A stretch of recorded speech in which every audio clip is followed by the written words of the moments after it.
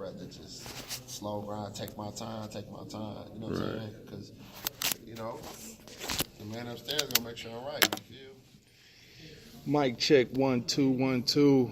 Appreciate everybody for coming by. Yeah, this is the second installment of Everybody Hates Sleep show. I'm your host, Mac Maxwell, and I'm here with the illustrious Chuck Bailey, a.k.a. Buddy Love. We're going to get into that a little bit later, that whole little Buddy Love thing. But what's up, Chuck? How you doing, man? What's up, man? What's poppin'? What up, though? Can't call it, man. Hey, man, why don't you tell the people about yourself, like where you grew up and what part of Detroit you from?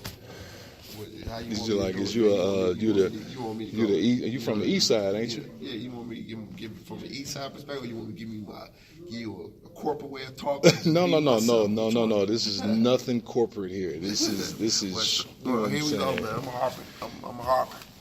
You grew up in Harper? Yeah, I grew up in Harper. I didn't know that. Harper kind of area. You know what I'm Really? saying? Harper 94. Yeah, Okay. east side, man.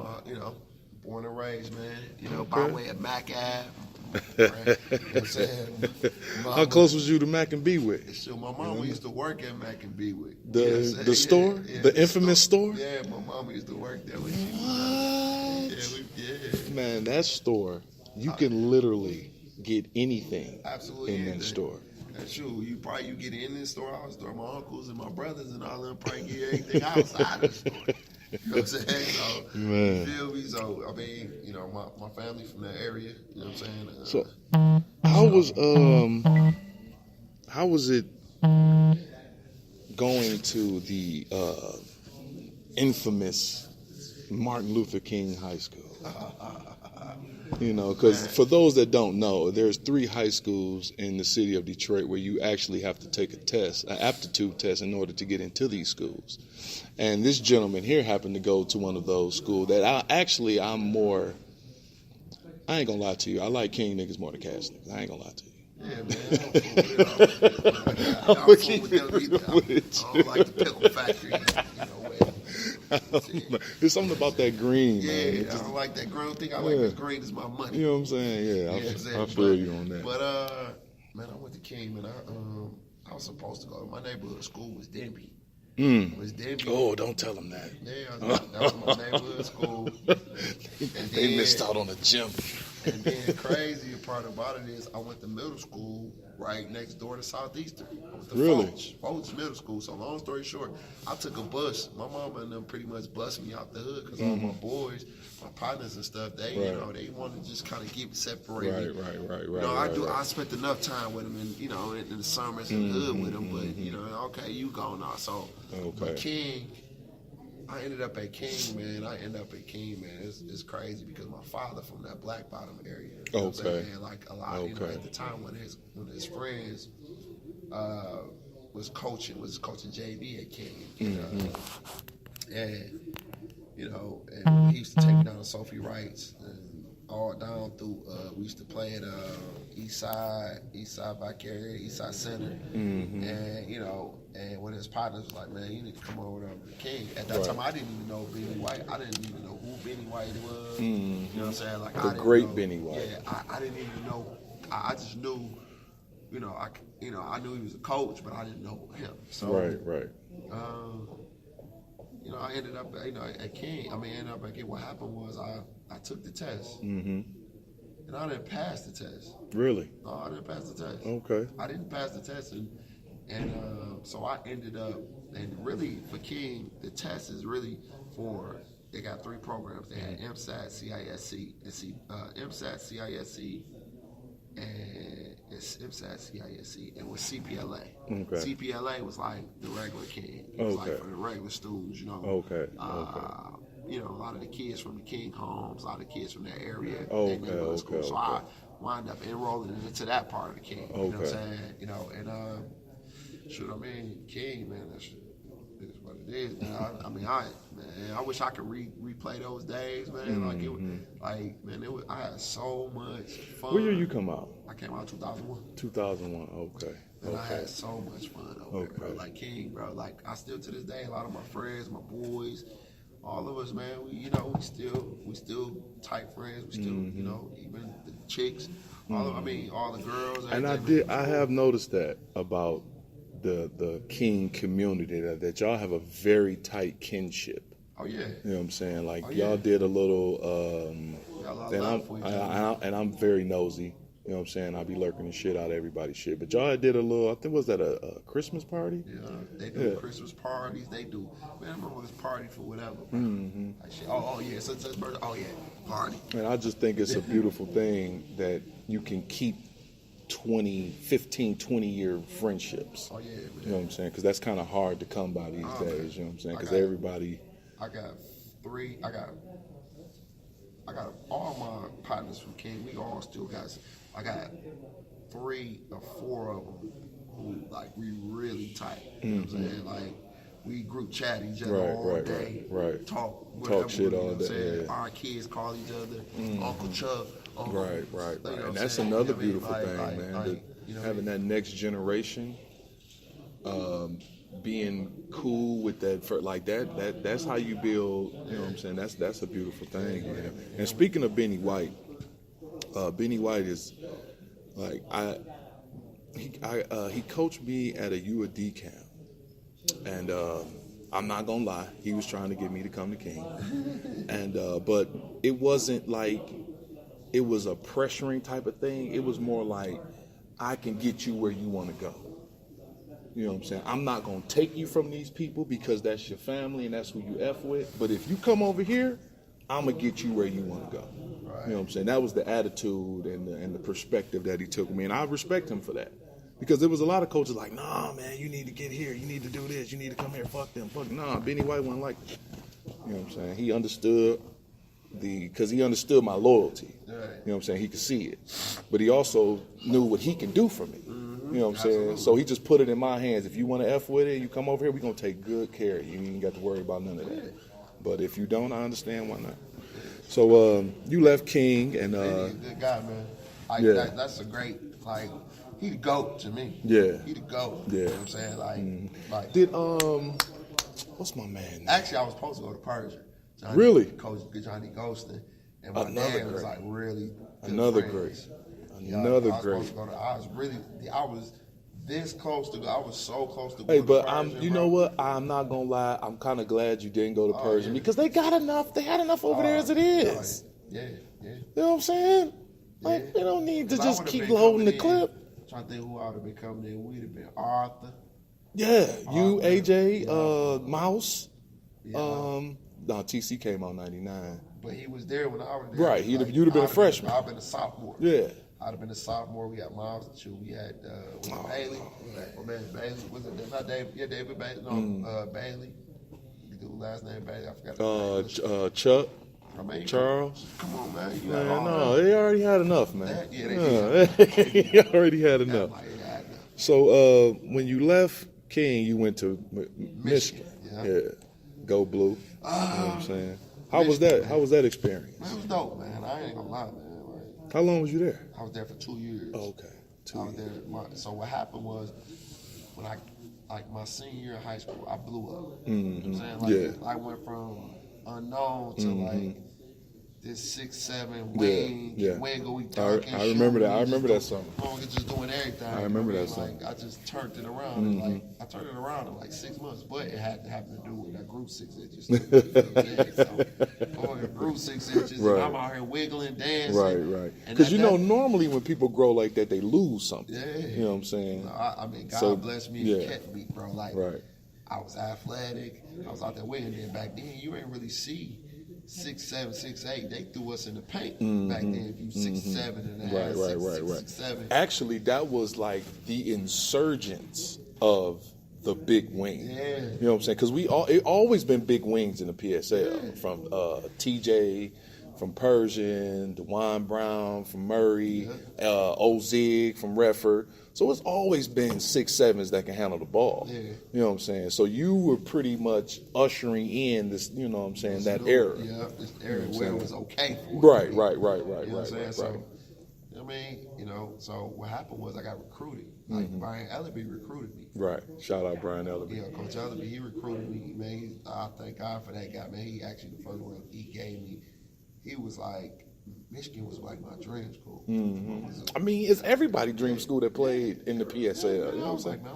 Fab Five era. If you grew up in that era, you wanted to go to Michigan. And then after I get to my house, tell my mom, like, look, he come here. Because I was like the first to come since Mo Taylor. Right. I was like the first Michigan guy that they actually recruited or anything since Mo Taylor. So Shout out like, Mo Taylor. Yeah, so they like, shit, you come here, you gotta play, you gotta play. Because we won't be able to go back in that city. So, now I know the politics of the game. Right, so okay. Ellerby, you know what I mean? You know me, man. So it's pretty much like he was using you to open the door to the city. Yeah, to open it back up. Yeah. So, okay. Oh, yeah, okay. He had Which was smart. Yeah. He had a whole different vision had a whole plan mapped out for me. I mean, he had a whole little situation, and he had to abide by it. You know what I'm saying? Right, because he wanted to come back. Right. After me, you had the Mo Eggers. Right. You had the Deion Harris's coming behind me. Right. So he knew he was smart. Like, I'm going to take this guy right here, Chuck Bailey. He's just not blowing up. He hot right now. So, with that saying, I mean, Coach Elliott was a good guy, man. It was cool, man. But then he wound up getting fired that summer. Right. Before I went to Michigan, I'm like, shit, I'm going to Michigan. And I heard T.A., Tommy Yamaker, was a good guy. Was a Duke guy. So I'm like, shit, I'm going to give T.A. a chance. Right. And I can honestly say, man, like, my experience was great, man. T.A. treated us like pros. Treat us like pros. Go to school, you take your business in school, do this. Hey, I ain't give you no curfew. I ain't none of this. But if you fuck up, you fuck up. You fucked up. Right, you know what I'm saying? right. So, I mean, T.A. was a good guy, man. Like, to this day, man, like, I got a little fella coming up. You know what I'm saying? He brainiac and he can hoop. Like, that's one of my goals. I want my son going to Harvard and playing for T.A. Hey. You know what I'm saying? Yeah, like, I'm going to be honest. But Tommy Amaker, he's really changing the complexion of that team. Yes. You know what I'm saying? Because they had a point guard. They had a point guard. Was that 2 years ago? The little small guy? I think that was 2 years ago. I think his last name was Strawberry, something like that. But he was pretty good. I haven't seen Harvard play this year. He got a kid. Some dude, I think it's Towns or something. Okay. Pro over there, 6'7" wing. Got some game. Game. I'm going to go check Harvard out. Yeah, Harvard good. So, what made you come to UAD? I've been wanting to ask you this for a very long time. Okay, so this is what happened. I'm going to just give you the potatoes. Michigan was when I was there, they was going through that scandal. Okay. It was going through not really so much the scandal, but it was going through the repercussions of the scandal. Right. So, it was going through the repercussion of the scandal. Our first year we got there, we didn't really have a good first year. The second year we got there, that's when it all started unveiling. So, our second year, the school did a self-imposed sanction. On top of the NCAA sanction? No, the NCAA hadn't even came yet. Oh, okay. So it was in the air, self-imposed sanction. We couldn't go to the tournament. We had one of the nation's longest winning streaks that year. We won like 18, 19 games in a row. Okay. And then, so we wound up couldn't go to the tournament. So then TA was good, man, but it was an assistant coach over there that I just couldn't F with. Man, I couldn't deal with dude. Man. Like I still to this day, I gotta ask God every day, man, to take some stuff out of my heart because I just didn't understand. Like, dog, I don't know you. I don't even know you. Why is you treating me like this? Right. I go to school. I take care of my business. You ain't got to never worry about me getting in trouble. I ain't one of them guys. I practice every day. Right. Why are you fucking with me? Yeah. Why are you messing with me, bro? So you think it was like something like he's trying to make you tougher, or? Nah, you can't make no grown man tough. Oh God. I'm 20. Oh God. For real, you cannot make no grown man tough. Right.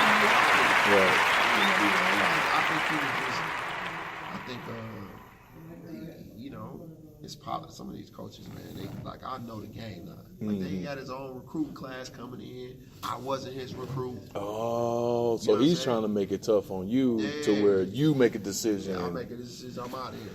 And what happened was my roommate. So when Ellerby recruited us, it was 5 of us that he recruited. Me, Kelly, the kid, the guy named Kelly Whitney, guy out of Chicago, out of Flint, named a bad motherfucker named Jaquan Hart.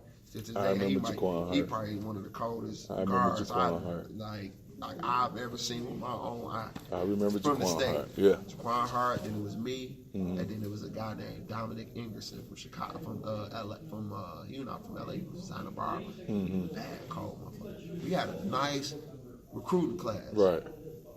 Only 2 of us made it. Oh yeah, Marcus Benton, Snake. Yeah. Snake came, but Snake came after. Snake got recruited by America. So Snake came as the later. Okay. And only but 2 of us made it. Me and Dominic. You know, only but 2 of us made it. So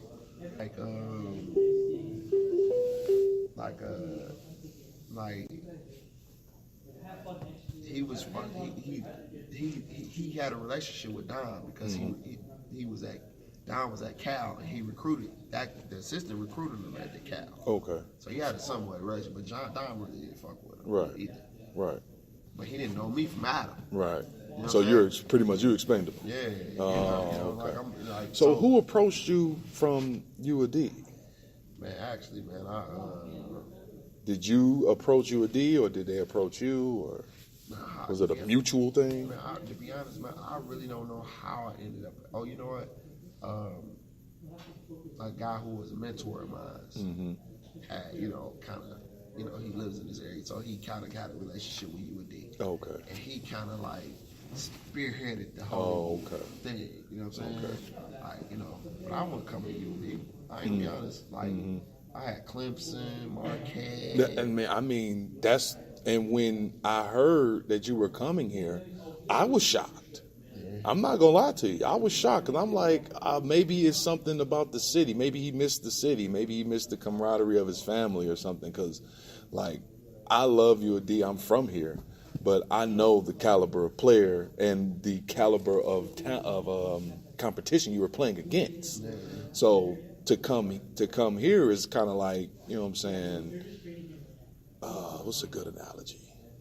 Shit, it's kind of like Zion going to fucking Butler. Yeah. You know what I'm saying? For lack of a better analogy. You know what I'm saying? Man, so it was. So did you like your time here? I mean, UAD was cool, man. Like what happened was when I got to UAD, man, like my family was able to play.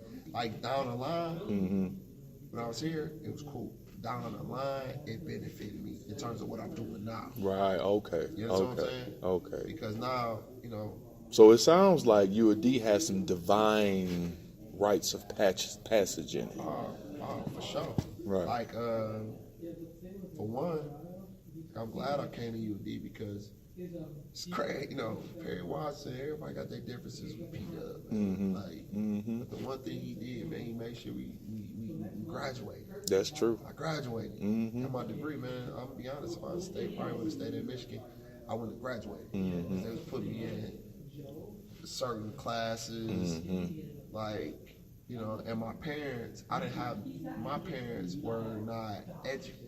I ain't gonna say they weren't educated enough. They just didn't know my son, you ain't just about to give my son journal studies classes. Right. You're not just gonna give him basket weaving. Yeah, you know what I'm saying? You're gonna give him his classes that's gonna direct towards what he needs to graduate in. Right. So when I got to UAD, they, smaller school, they, you gotta make sure I graduated. I mean, that's one. And 2,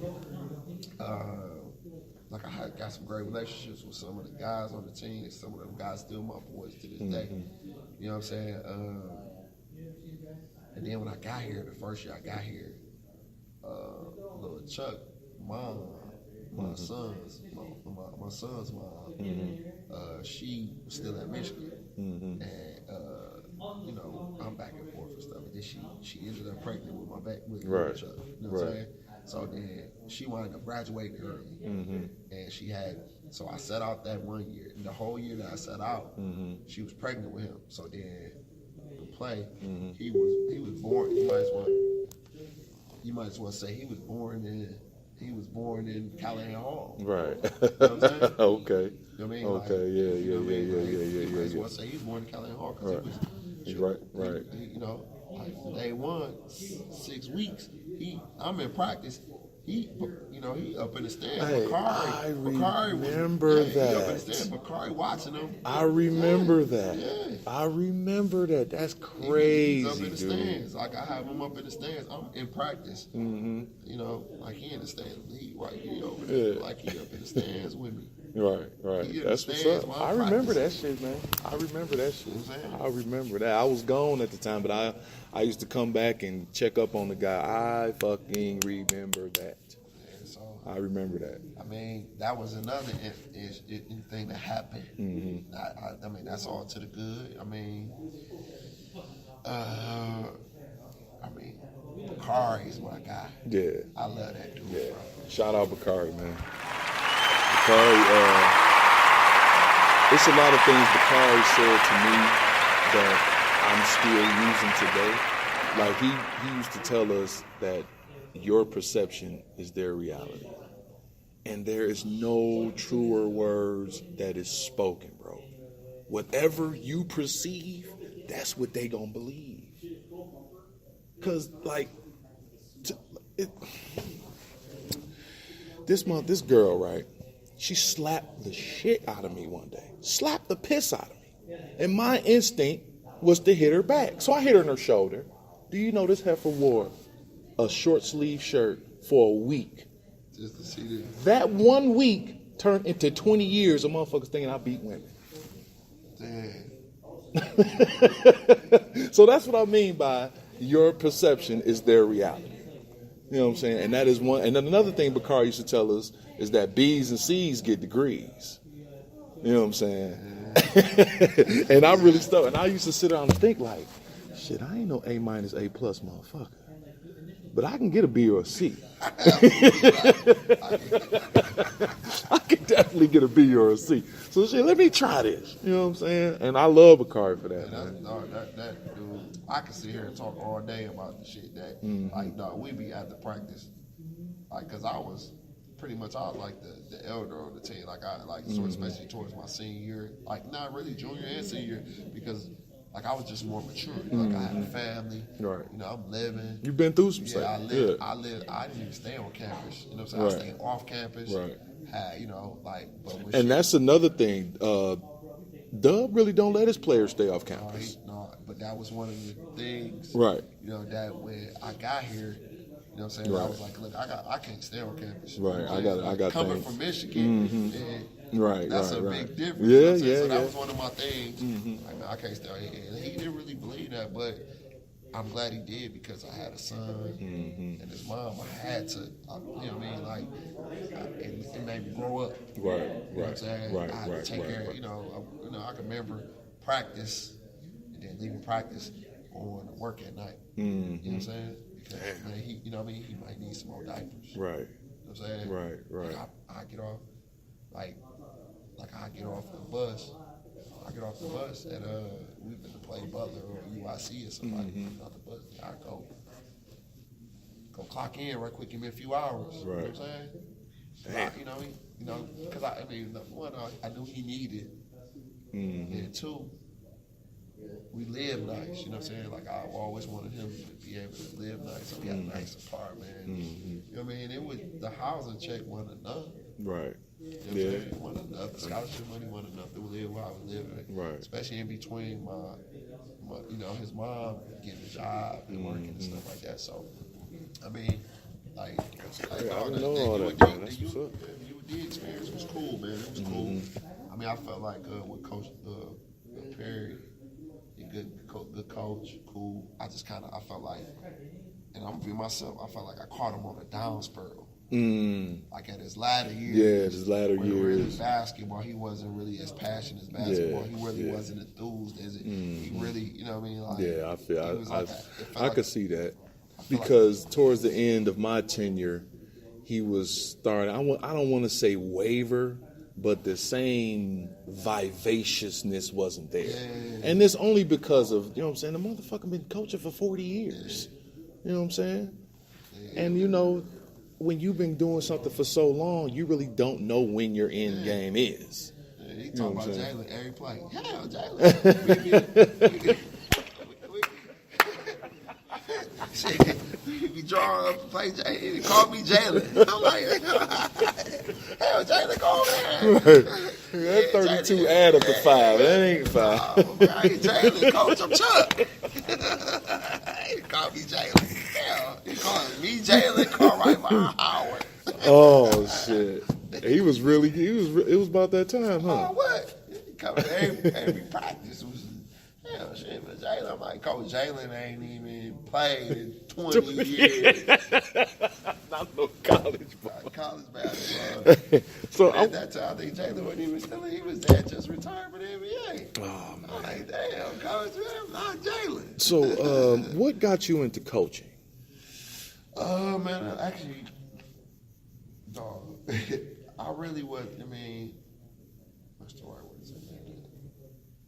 I mean, I'm big on like giving back, man. Mm-hmm. So really, I wasn't really coaching first. Mm-hmm. I was really just hosting camps.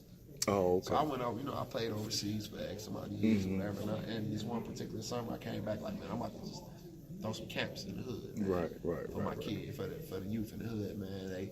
They need it, man. Ain't no gyms, rec centers closing up. Gyms, rec centers. They make the kids pay for every fucking thing, and you know they ain't got no money. Man, one summer I pulled up in the middle of the hood, bro, put some rims out, closed the street off, and we got down. Got active. That's what's up. We got active. That was what? Camp in the Hood. Mm-hmm. He had just turned 2, so that was 12 years ago. That was our first Camp in the Hood. He 14? He 14. Damn. Yep. Now he 14. That was he was 2 years old. And he was 2. Okay. He was 2.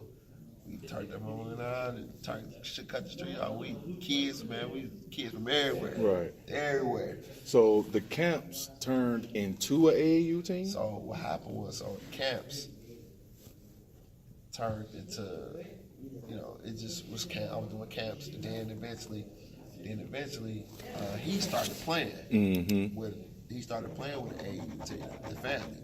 Mm-hmm. And I played for the family in high school. Shout out to family. And how did it work, man? Put it like this. I went to a tournament with him one day, and coach, the founder of the program, Coach Speedy, he was like, we had been begging, like, Chuck, come on, man, come on. Need you to coach, son. Come on, son. I'm like, man, I don't really want to do that. I ain't really trying to coach. I'm good with my camps over here. Right. I like watching my son play. He loved fellas. He 5 or 6 at the time, or I forgot how old he was. I'm like, man, we good. I'm good with that, coach. So this one particular tournament, Cassius Winston, daddy, was coaching the team. He was coaching. Reds was coaching the team. We in Columbus, Ohio. He like, Chuck, set me up so scandalous. Right. Because he like, Chuck, I need you to coach this team for one game. Just for one game for me. Right. Like, I'm like, man, that ain't nothing I coach you. You know what I'm saying? Like, matter of fact, on the team and how life is, Benny White's son was his boy, but the artist was the guard on the team. Oh, for real? Yeah. Oh, shit. He raised me, I raised his son. Right. That's crazy. That's full circle right there. Full circle. Right. Damn. So it's him, and it was like Cash's little brother, Zach, who at UAD. I had some little players at that time. They was pretty good. You know what I mean? Like, coach one game. All right, man. Coach the game. We won. Woo! Right. Come get your team. He ain't come back. But I know when you got out there. I said, Red.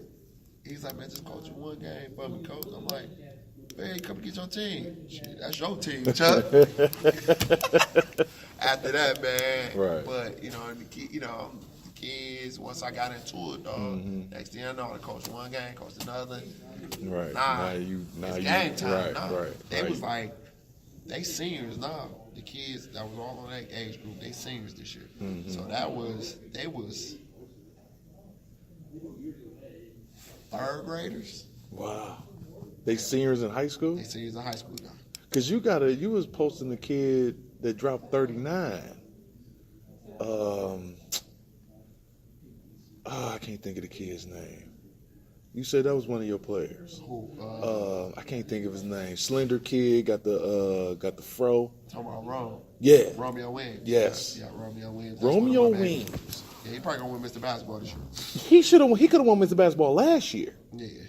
Romeo Williams is a freak of nature that literally came out of nowhere. I didn't really hear about him until the middle of his junior year.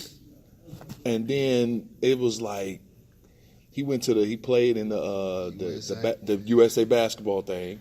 He did 2 years of USA basketball. Won 2 gold medals. 2 gold medals. Yeah. I mean, he just like the kid, man. He's just a special talent, man. Oh man, I did not know you had Romeo Williams. Romeo Williams could have won Mr. Basketball last year.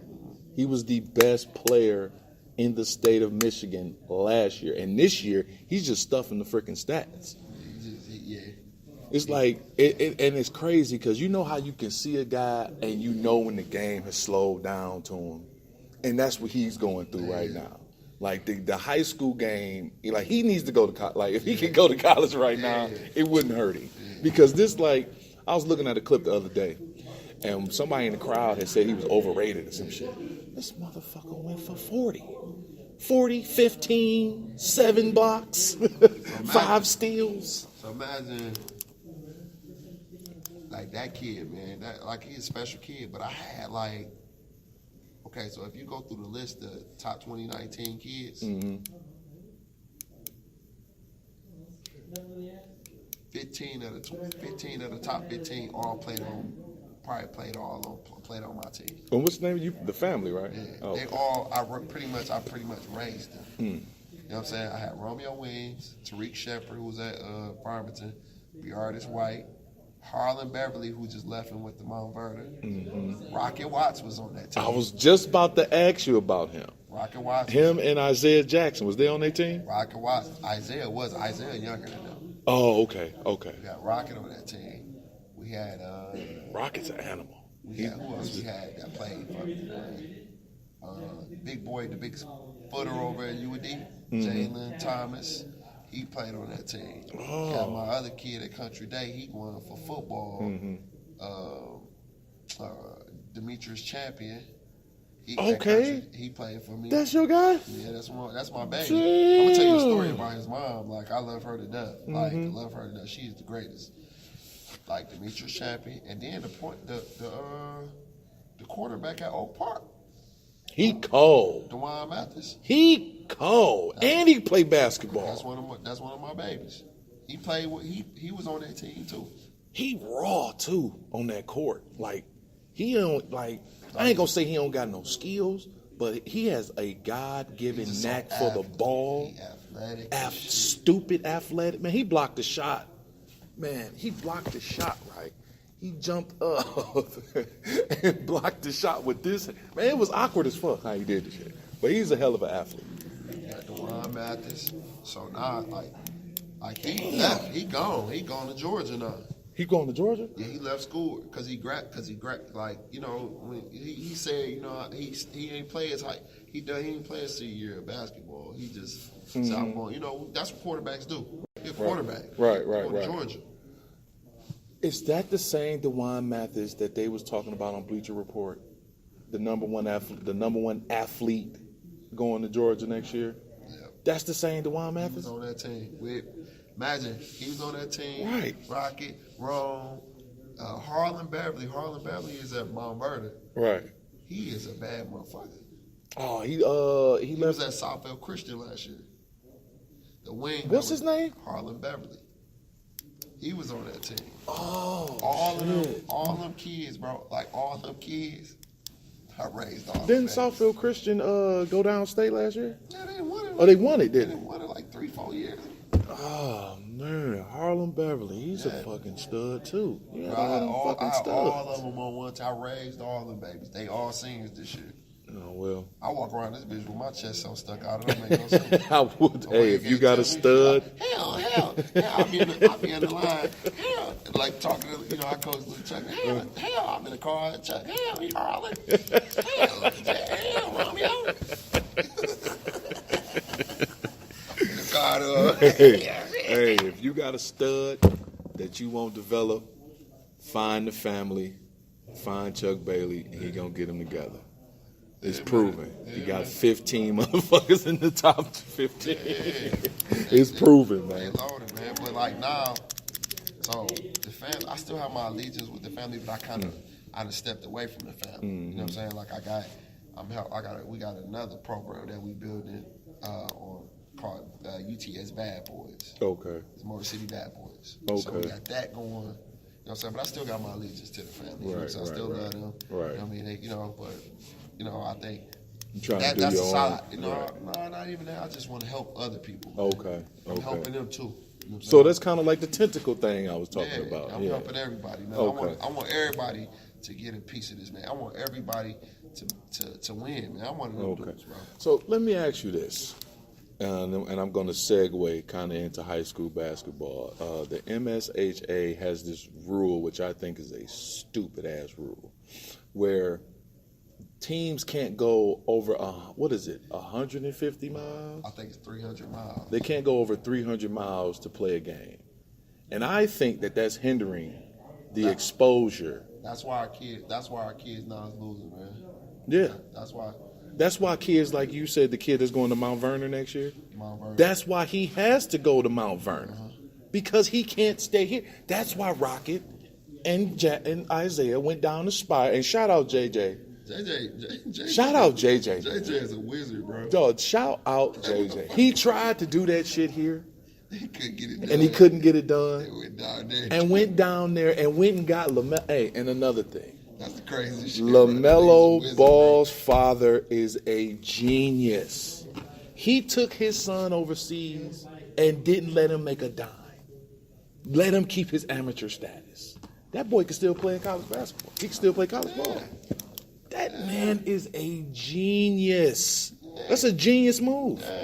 He packaged deal them. Said, look, this way you're gonna bring my older son, you're gonna bring my younger son. He already lost his eligibility, so what I'm gonna do is whatever you gonna get him, you gonna give it to him. Mm-hmm. He gonna play for free, but I'm gonna give you him though. Right. You know what I'm saying? Right. Like I played overseas, so that's right. Like that was a genius move. Genius, and then he partnered with both of them. I wonder how did their conversation be? JJ is something else. Yeah. He is like. I wonder what their conversation. I didn't know JJ was such a mastermind like that. He's a mastermind. I did not know that. He's a mastermind, bro. I did not know that. Shout out JJ, man, because he just popped up on the scene. I'm like, what the fuck is he doing now in Aspire? And then I went and looked up. I'm like, these motherfuckers got that institution. The facilities are ridiculous.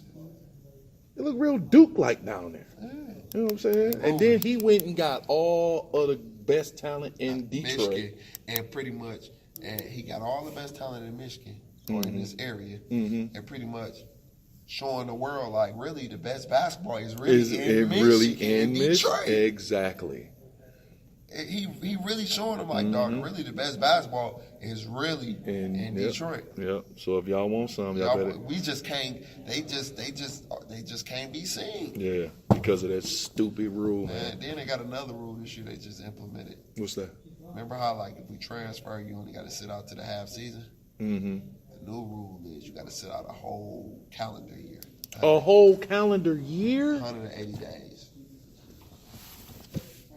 So you can't even play with them in the summertime? So long story short, if I transfer, say I play this year, right. I transfer, I can't play no high school basketball next year. So I got to sit the whole year. You got to sit your whole sophomore year and can't play until you're a junior. Absolutely. That is garbage, man. Slavery.